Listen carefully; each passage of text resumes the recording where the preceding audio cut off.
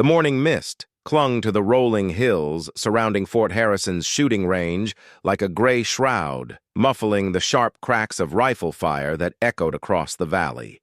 Margaret Thompson stood at position 7, her weathered boots planted firmly on the wooden platform, shoulders squared with the kind of confidence that comes from years of practice.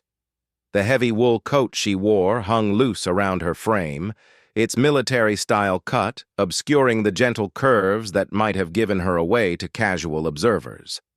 She had been coming to this range every Tuesday morning for 3 months now, always arriving before dawn when the facility opened to civilians.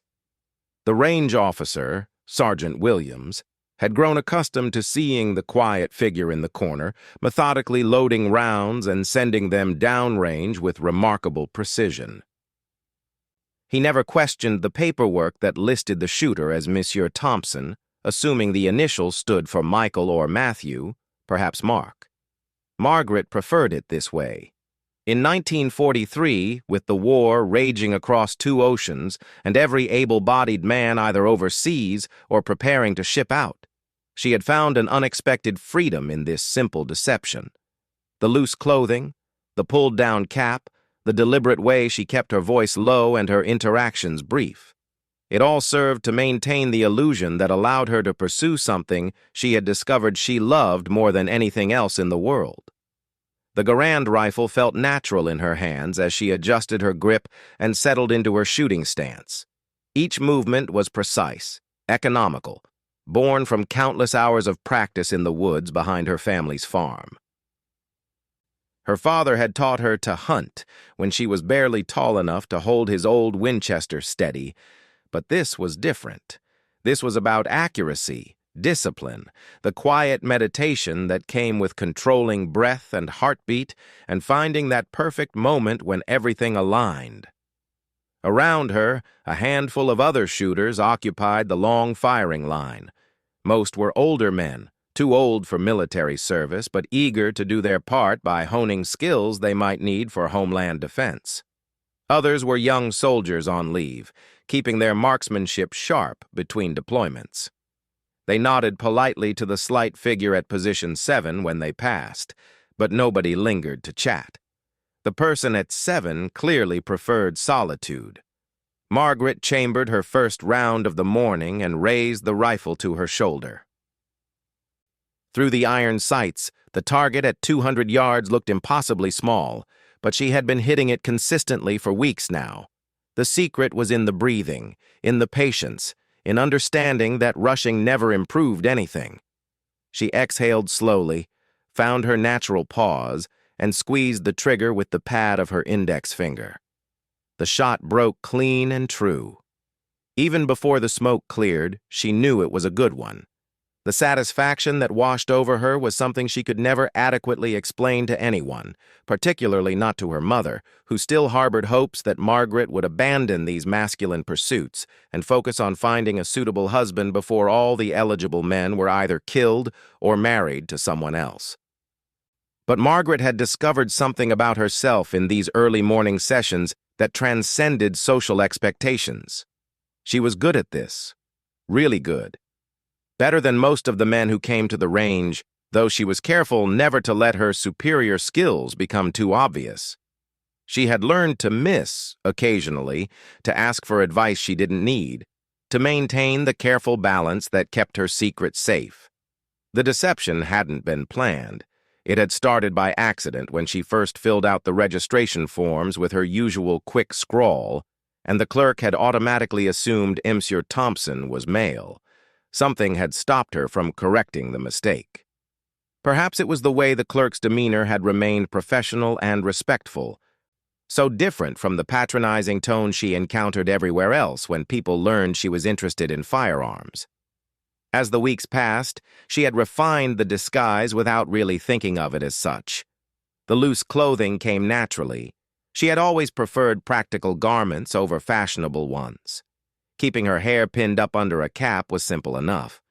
The hardest part was remembering to pitch her voice slightly lower during the brief exchanges required for range procedures, but even that became second nature with practice. Margaret loaded another clip and settled back into her shooting position. The morning sun was beginning to burn off the mist, and she could hear vehicles approaching on the gravel road that led to the range. Tuesday mornings were usually quiet, but occasionally military personnel would arrive for training exercises or qualification shoots. She tried not to think about what would happen if her deception were ever discovered. The embarrassment would be crushing, but worse would be the loss of this place that had become so important to her. Where else could she practice this skill that felt so natural, so right? Certainly not at the local sportsman's club, where women were barely tolerated as spectators and never as participants. The approaching vehicles sounded official. Multiple engines, the crunch of boots on gravel, voices carrying the crisp authority of military command. Margaret kept her focus on her target and tried to blend into the background even more than usual. She had learned that invisibility was her best defense, that drawing no attention was the key to maintaining her weekly refuge. She fired another shot, then another, each one finding its mark with the consistency that had made this morning ritual so deeply satisfying. Whatever was happening behind her with the arriving military personnel, she would continue her practice session with the quiet dignity that had served her so well these past months. Just Monsieur Thompson, practicing marksmanship, bothering no one, and asking for nothing more than the chance to pursue excellence in something she had discovered she could do better than she had ever imagined possible. The convoy that pulled into Fort Harrison's range facility consisted of 3 olive-drab staff cars and a jeep, their engines still ticking with residual heat as uniformed figures emerged into the morning air. Margaret kept her head down and continued her methodical shooting sequence, but she couldn't help noticing the brass insignia that caught the strengthening sunlight. These weren't local training personnel or weekend warriors. These were high-ranking officers, the kind whose presence usually meant something significant was about to happen. Colonel James Mitchell stepped out of the lead vehicle, his weathered face scanning the range with the practiced eye of a career military man who had spent 30 years evaluating everything from recruit potential to battlefield conditions. At 52, he commanded the respect that came with service in 2 wars and a reputation for being able to spot talent wherever it existed. He had come to Fort Harrison specifically to observe civilian marksmanship capabilities, part of a larger assessment of Homeland Defense resources. The range officer, Sergeant Williams, hurried over to greet the unexpected visitors with the nervous efficiency of a man suddenly aware that his facility was under scrutiny. He exchanged salutes and brief words with the colonel before gesturing toward the active firing positions where morning practice was underway. Margaret heard fragments of their conversation carried on the cool air.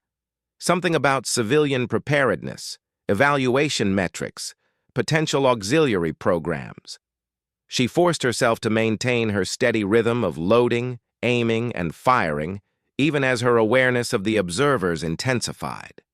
Through her peripheral vision, she could see the group of officers beginning to move down the firing line, pausing at each position to observe and occasionally exchange quiet comments. At position 4, they stopped to watch an elderly gentleman struggle with a temperamental bolt-action rifle. The man's shots were scattered across the target, his frustration evident in the way he repeatedly adjusted his stance without achieving any improvement. The officers moved on quickly. Position 5 held a young soldier on leave, shooting with competent but unremarkable accuracy. The colonel nodded approvingly, but didn't linger. Position 6 was empty, its previous occupant having finished his session and departed before the military contingent arrived. Margaret could feel their approach like a gathering storm. She had 19 rounds left in her current ammunition allotment, and each one found its mark with the precision that had become her trademark. The target at 200 yards showed a tight grouping that would have impressed any instructor, but she had learned to hide her pride in such achievements behind a mask of casual concentration. Colonel Mitchell stopped directly behind position 7, close enough that Margaret could smell the leather and brass polish that seemed to emanate from career military personnel. She sensed, rather than saw him studying her stance, her grip, the way she controlled her breathing between shots. The scrutiny made her acutely aware of every detail of her disguise.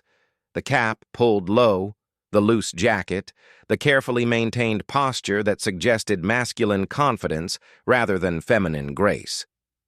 She loaded her final clip with hands that remained steady despite the intensity of the observation.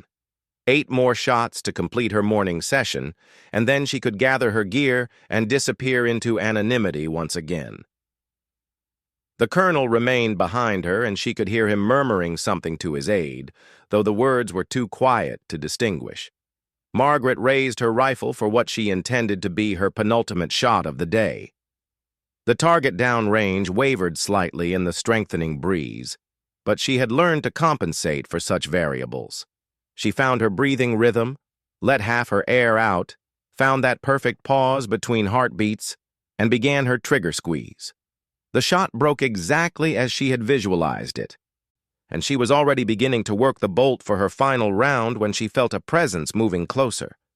Colonel Mitchell had stepped up beside her position, close enough that she could see his polished boots in her peripheral vision.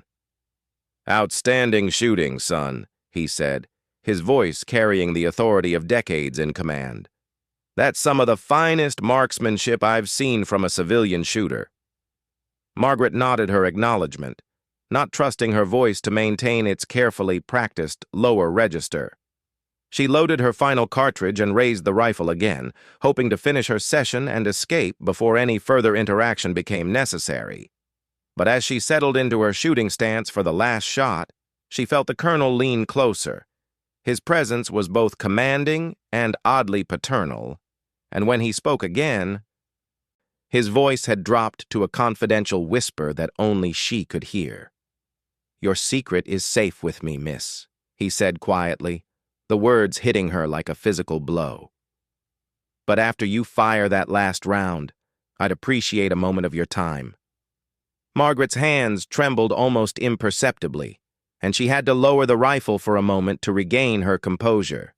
Her mind raced through a dozen possible responses, from outright denial to immediate flight, but the colonel's tone had been neither accusatory nor hostile.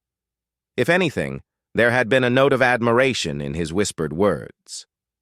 She raised the rifle again, forced herself to find her breathing rhythm despite the thundering of her heart, and sent her final shot downrange.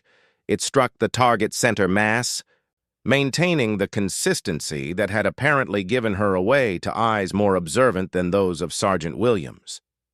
As she safed her weapon and began to gather her spent brass, Margaret was acutely aware of the colonel standing patiently beside her position.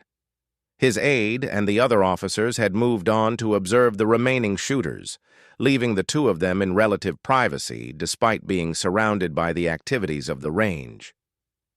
"There's a bench near the equipment shed where we can speak privately," Colonel Mitchell said, his normal command voice carefully modulated to avoid drawing attention. "I have a proposition that might interest you, assuming you're willing to consider expanding your shooting to serve a larger purpose."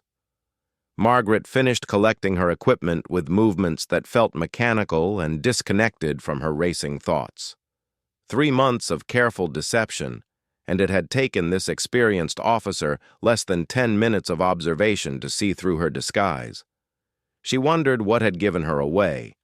Was it her stance, her accuracy, some unconscious feminine gesture that her conscious mind had failed to suppress?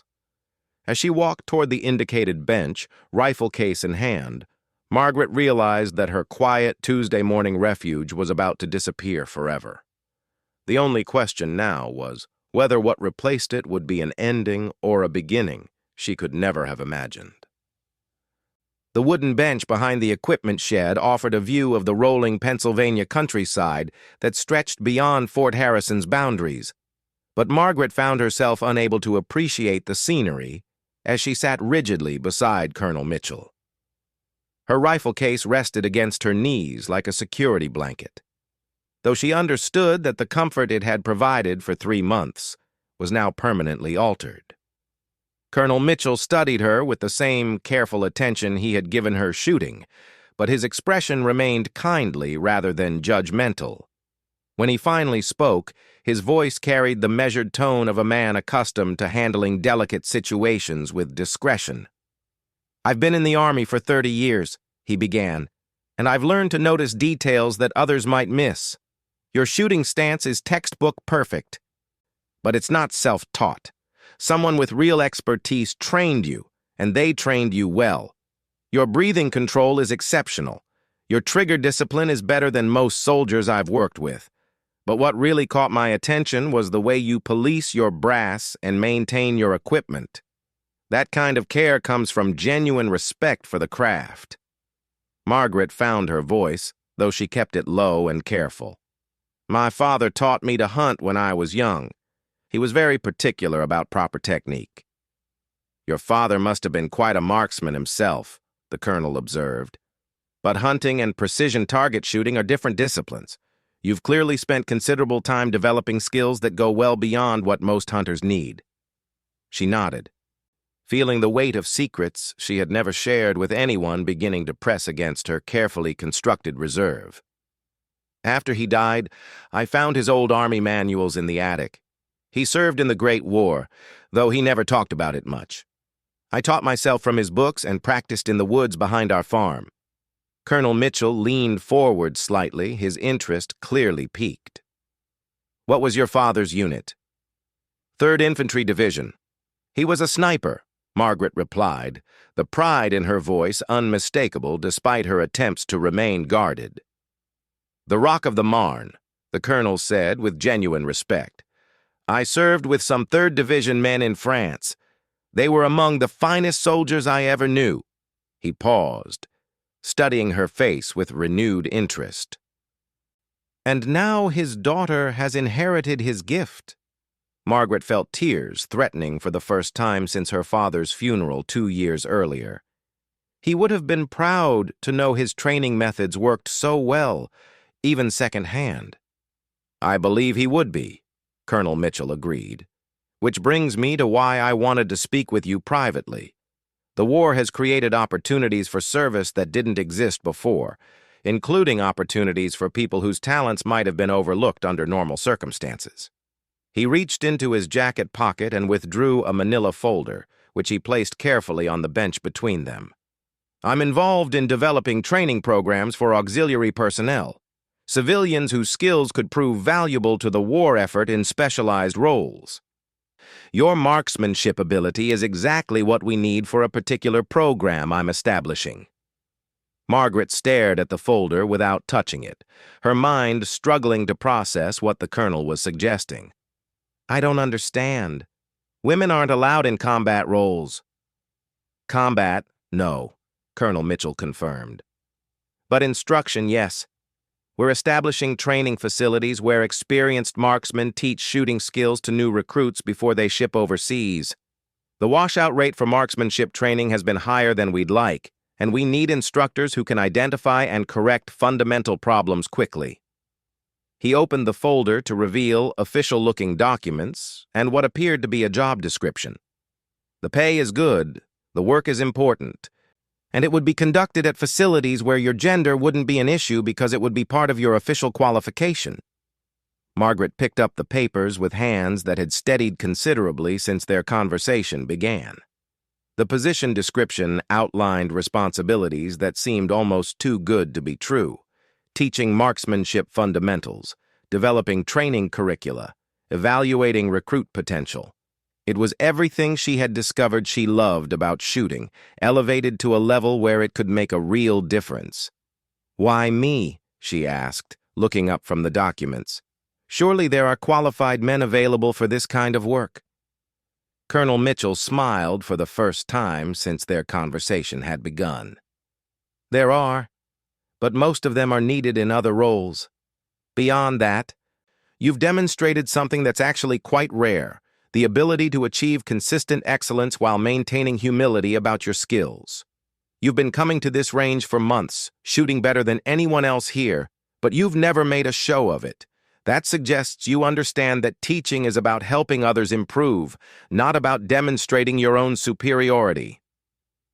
Margaret thought about the carefully maintained balance she had struck during her Tuesday morning sessions, the deliberate way she had avoided drawing attention to her abilities. I just wanted to keep shooting. Making enemies seemed counterproductive. Exactly, the colonel said. That's the temperament we need in an instructor. Someone who can help struggling recruits build confidence rather than someone who makes them feel inadequate. He gestured toward the documents in her hands. The position would begin with a 2-week evaluation period at a training facility in Maryland. If it works out, it could continue for the duration of the war. Margaret studied the papers more carefully, noting details about training schedules, living arrangements, and compensation that seemed almost impossibly generous compared to the limited opportunities available to women in wartime.